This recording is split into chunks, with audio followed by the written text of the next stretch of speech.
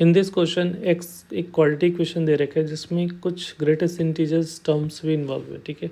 तो कह रहे हैं इसका सॉल्यूशन कितने होंगे और नेचर पूछ रहा है कैसा सॉल्यूशन होगा, ठीक है। तो ये देखो x square minus 4x plus greatest integer of x plus 3 is equal to क्या लिखा हुआ है x into greatest integer of x। इसको इधर लेके जाओगे तो x square minus 4x plus 3 और ग्रेटेस्ट इंटीजर वाला पार्ट को एक साथ लिख लो। अब यहाँ से इसको फैक्टराइज करोगे तो x square minus 3x minus x plus 3 और इसको आप चाहो तो रीअरेंज करके इस तरह से लिख लेते हैं। अब यहाँ से क्या आएगा x माइनस 3 होगा और x माइनस 1, ये दो फैक्टर बनेगा।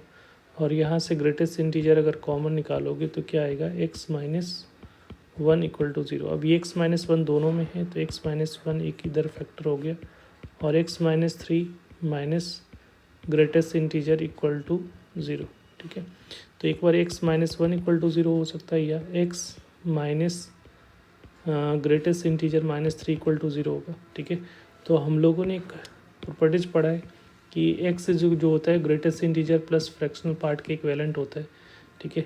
तो यहाँ से x माइनस ग्रेटेस्ट इंटीजर जो होगा वो फ्रैक्शनल पार्ट के इक्विवेलेंट होगा और इसका जो वैल्यू होता है फ्रैक्शनल पार्ट का जो रेंज होता है वो 0 से लेकर 1 ओपन इंटरवल के बीच में होता है, ठीक है। तो यहाँ से अगर इसको हम लोग सॉल्व कर रहे हैं तो ये वैल्यू आ रही है x माइनस ग्रेटेस्ट इंटीजर की वैल्यू जो 3 आ रही है, बट फ्रैक्शनल पार्ट की या इसी को हम लोग ले सकते हो फ्रैक्शनल पार्ट की वैल्यू जो है रही 3 के इक्विवेलेंट, जो कि नॉट पॉसिबल है क्योंकि ये बिलोंग 0 से 1 के बीच में नहीं कर रहा है, तो इसलिए ये नॉट पॉसिबल है, ये पॉसिबल नहीं होगा।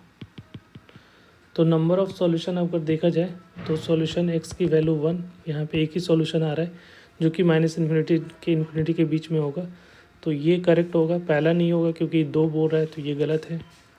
दूसरा में ये नो सॉल्यूशन तो ये गलत है, क्या ये भी गलत है, ये सही है। इसमें देखो है बट 1 पे ओपन इंटरवल, बट हमारा सॉल्यूशन में 1 है इसलिए ये भी गलत है। तो C is the correct option. Thank you.